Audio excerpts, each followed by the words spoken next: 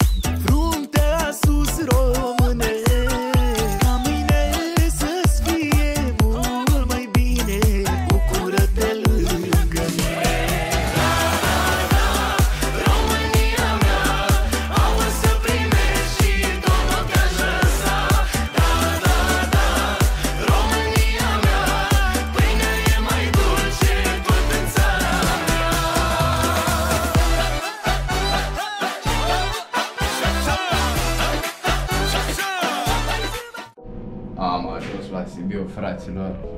Ia uite-ți aici camera de hotel. Fain frumos. Bă, deși efectiv mi-a înțepenit curul în mașină. Nu mai pot. Îi așteptăm pe ceilalți, dar din ce am înțeles mai au cel puțin 130 de km. Deci mai fac o oră jumate cel puțin pe drum. E jale. Văleu, deci mi-a înțepenit tot corpul în mașină. Dacă v-a plăcut vlogul ăsta, nu uitați de like, subscribe, share, follow pe Instagram și să activați clopoțelul ca să fiți la curent de fiecare dată când postăm. Zi-mă ceva. Cum a fost drumul? Nașpa.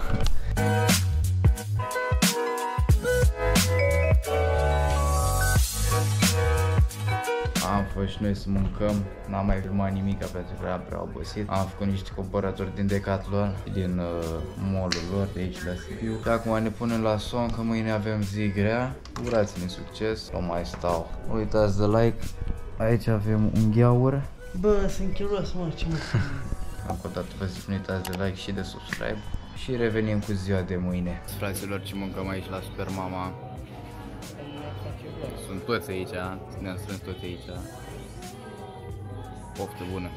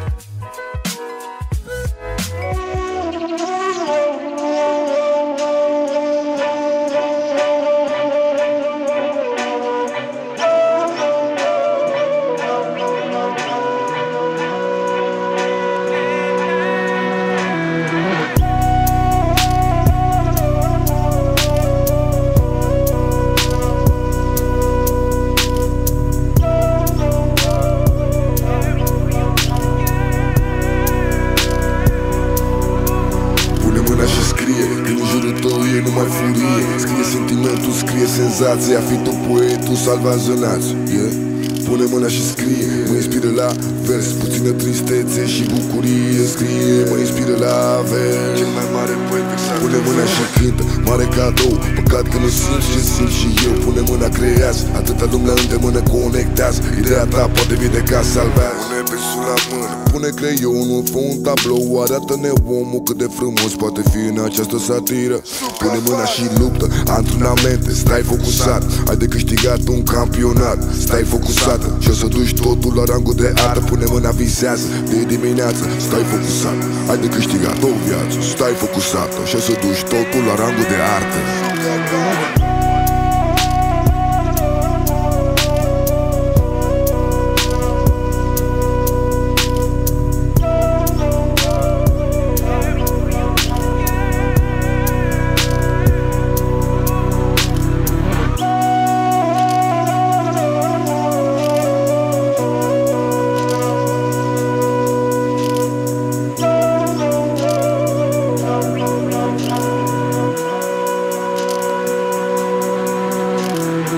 Auzi frățiorul, dedică-te. Ce? Schimbă decorul, implică-te. Alungă-ți norul, ridică-te. Am un secret ca să-ți treci la maxi clipele. Ce? Respiră și gândește limpede. Nu totul pornește din intelect. Până și în inimă ai strigă-te. Prin creativitate se exprimă ce se reprimă în timp. Dacă nu vezi și oglinzi, se reflecte și schimb. Reevaluezi și te plimbi, fie că vrei să scrii sau pic de ziduri. Filtru cu tine zi de zi cu bun simț și umil. Și arta ta va înflori ca și un trandafir. Cine nu te înțelege se va alege cu spin. Cine știe să aprecieze o va respecta privind tot ce-ți rămâne. Însă semenea anotimp de anotimp.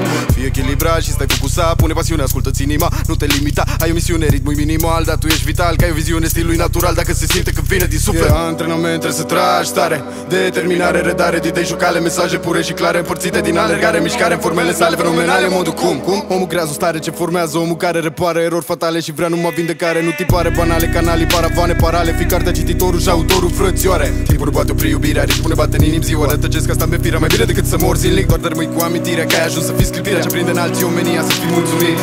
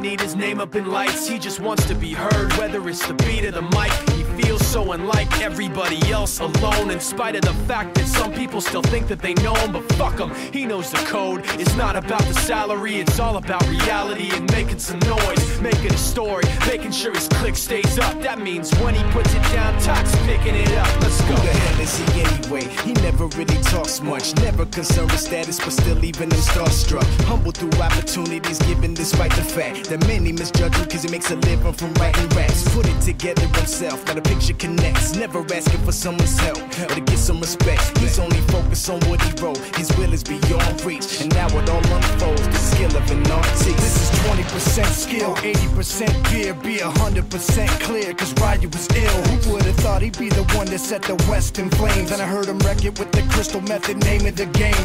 Came back, dropped Megadeth, took him to church. I like Bleach, man. Ryu had the stupidest verse. This dude is the truth. Now everybody giving them guest spots and stocks through the roof. I heard he fucking with that stock. This is 10% luck, 20% skill, 15% concentrated power of will, 5% pleasure, 50% pain, and 100% reason to remember the name. They call him Ryu, he's sick and he's spitting fire. And Mike got him out the dryer, he's hot. Found him in Fort Minor with top, but a fucking nihilist porcupine. He's a prick, he's a cock. The type women wanna be within, rappers hope he gets shot. 8 years in the making, patiently waiting to blow. Now the record with your notice taking over the globe. He's got a partner in crime, this shit is equally dope. You won't believe the kind of shit that comes out of this kid's throat. He's not your everyday on the block. He knows how to work with what he's got, making his way to the top. He often gets a comment on his name. People keep asking him, was it given that birth or does it stand for an acronym? No, he's living proof. Let him rock in the booth. He'll get you buzzing quicker than a shot of vodka with juice. Am terminat competiția.